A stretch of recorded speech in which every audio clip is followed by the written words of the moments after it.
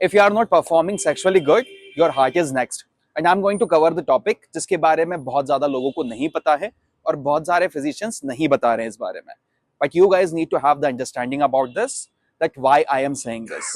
The reason is very simple. Body का कोई भी organ हो, चाहे heart हो, चाहे brain हो, चाहे penis हो, सभी में blood vessels, nutrition और oxygen provide कर रही होती है. Now, in this video, we are going to understand the reason behind erectile dysfunction and why I said that your heart will be next. So, let's start this video and understand the physiology behind it.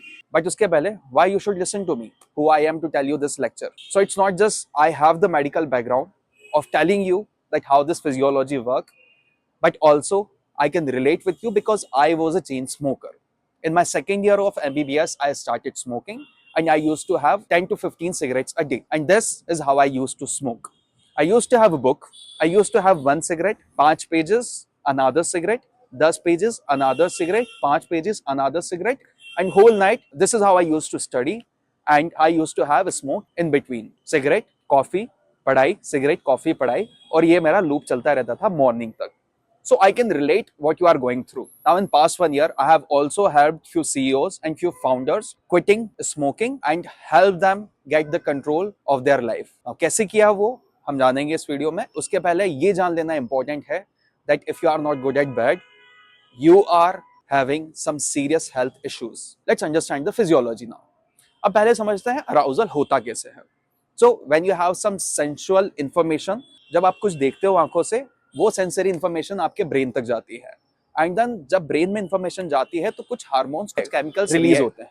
जब ये hormones और chemicals release होते हैं, ये blood vessels को एक बहुत important signal भेजते हैं, which is to get dilated so that penis can get hard. अब ये होता कैसे है? ब्लड वेसल्स से एक इंपॉर्टेंट मॉलिक्यूल निकलता है जिसका नाम है NO, नाइट्रिक ऑक्साइड. ये नाइट्रिक ऑक्साइड ब्लड वेसल्स को बोलता है कि रिलैक्स, चिल डाउन और अपना डायमीटर बढ़ा करो. सो अगर ब्लड वेसल की डायमीटर ये होती है तो नाइट्रिक ऑक्साइड रिलीज होने के बाद में वो बढ़ जाती है, यानी कि उसका साइज, उसकी विड्थ बढ़ जाती है, सो दैट ब्लड ज्यादा अच्छे से फ्लो कर पाए. अब जब ज्यादा अच्छे से ब्लड फ्लो हो पाता है तो पीनस इज लाइक स्पंज, वहां पे बहुत ज्यादा ब्लड चले जाता है और उस वजह से पीनस इरेक्टाइल होता है. And then you can have penetration अच्छे से. अब ये तो हो गई नॉर्मल फिजियोलॉजी. अब समझते हैं कि स्मोकिंग की वजह से प्रॉब्लम क्या होती है. दो मेन प्रॉब्लम होती है. नंबर 1, आपकी इंडोथेलियल सेल्स की नाइट्रिक ऑक्साइड बनने की क्षमता कम होती है, क्योंकि स्मोकिंग और उससे रिलेटेड केमिकल्स, उससे रिलेटेड पॉइजन्स उस इंडोथेलियल सेल को डायरेक्टली डैमेज करते हैं. और इंडोथेलियल सेल जो होती है उन ब्लड वेसल्स की इनर मोस्ट पहली लाइनिंग होती है जो इस कार्सिनोजन के कॉन्टैक्ट में आती है. So that's number 1 reason. Second is smoking can directly shut this blood vessels up. Meaning smoking के कारण ये blood vessel जो होती है ये बिल्कुल abruptly squeeze हो जाती है और कभी नहीं खुलती. और जब ये squeeze हो जाती है उस वजह से यहाँ पे आपका blood circulation हो ही नहीं रहा है. And third, which is mostly seen in heart, जहाँ पे बार बार उस irritation की वजह से प्लेक बनना चालू होता है, यानी कि यहाँ पे सरफेस पे कुछ ना कुछ फैटी टिश्यू जमा होने लगता है. अब जब ये फैटी टिश्यू जमा होने लगता है तो ये एकदम से इस ब्लड वेसल को बंद तो नहीं करता, बट ब्लड फ्लो को काफी हद तक कम कर देता है. जब यहाँ पे ब्लड फ्लो कम होता है तो उस वजह से again same problem, penis erection नहीं हो पाएगा. Because remember what, because penis erection is directly proportional to कितना ब्लड फ्लो हो रहा है. सिंपल. अब इसी फिजियोलॉजी को हम समझते हैं हार्ट के प्रिंसिपल पे.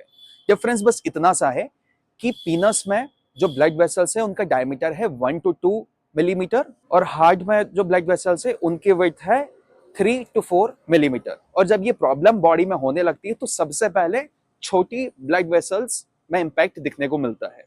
और छोटी ब्लड वेसल्स आपकी पीनस में है और आंखों में है, तो इन जगहों पे पहले ये प्रॉब्लम दिखने लगती है और उसके बाद में फिर आपका हार्ट नेक्स्ट हो सकता है.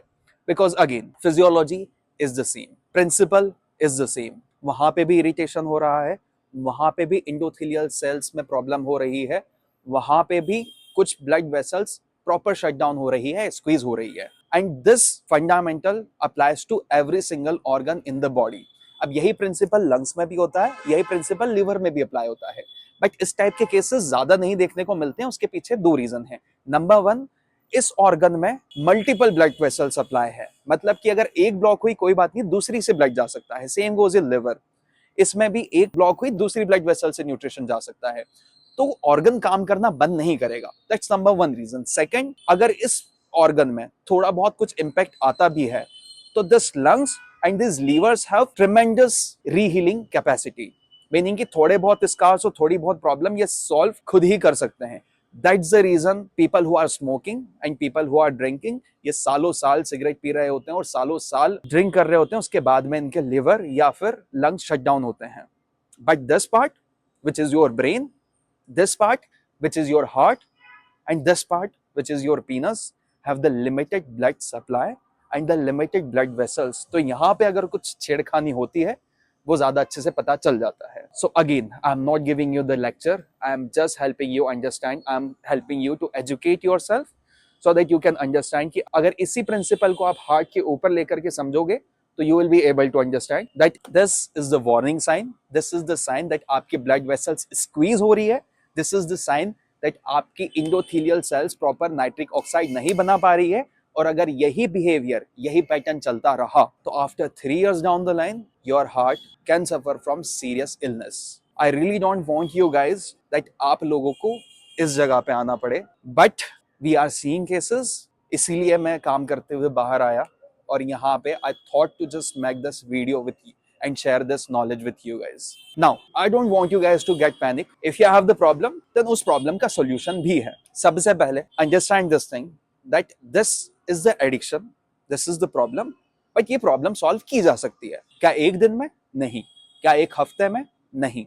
बिगेस्ट प्रॉब्लम जो स्मोकर्स करते हैं वो एक टूल यूज करते हैं which is will power. And if you just go on this World Health Organization का डाटा और उस डाटा को आप चेक करो, अगर 100 लोग सिगरेट छोड़ना चाह रहे हैं तो उसमें से 3% लोग ही हैं जो विल पावर टूल यूज करके छोड़ सकते हैं। बट प्रॉब्लम ये है कि this is the pattern of life that where you have the excitement और जहां पे फिर आपका there will be part in your life जहां पे आप सैड या फिर डिप्रेस फील करोगे। ये दोनों ही एक्सट्रीम में है जहां पे आप बहुत ज्यादा वल्नरेबल रहोगे सिगरेट स्मोकिंग के।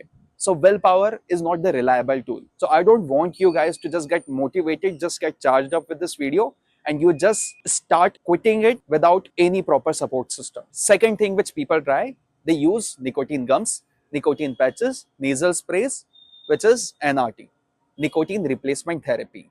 Again, this is not the reliable tool because यहाँ पे जो main addiction है which is of nicotine, you just have replaced it with some different fancy product but baseline remains the same। अब आप cigarette के addict कम हो पर आप गम खा रहे हो, च्युइंगम खा रहे हो और उसकी वजह से फिर आप सोच रहे हो कि okay I am out of this trap, but उससे भी ज्यादा वर्स सिचुएशन बनती है पेशेंट्स के साथ में।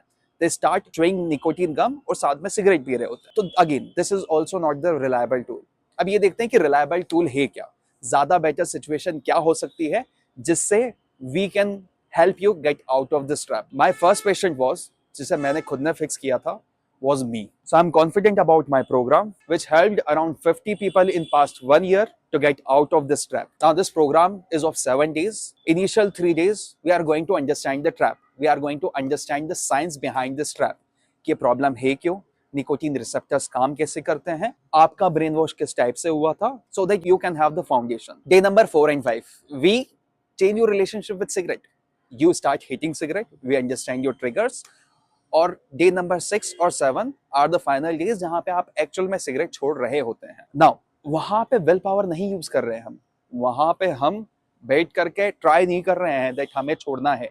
The good part about this program is that पूरे प्रोग्राम में you can smoke and after completing day 4 and day 5 you start hating cigarette, but फिर भी we ask you to keep smoking because now your relationship with cigarette is changed। and then जब finally आप prepare होते हो to quit smoking because you are hating that cigarette, we guide you in a proper way how to do that and we help you get out of this trap। and this is the trap जिसमें फिर तुम वापस नहीं फंसते। So if you are someone who is watching me right now and if you are going through the same problem, I want you to take the decision, go in the description, click on that link, fill the form अच्छे से and we will connect with you on a 15-minute free consultation call and see if we can help you or not। If we can help you, we will surely help you।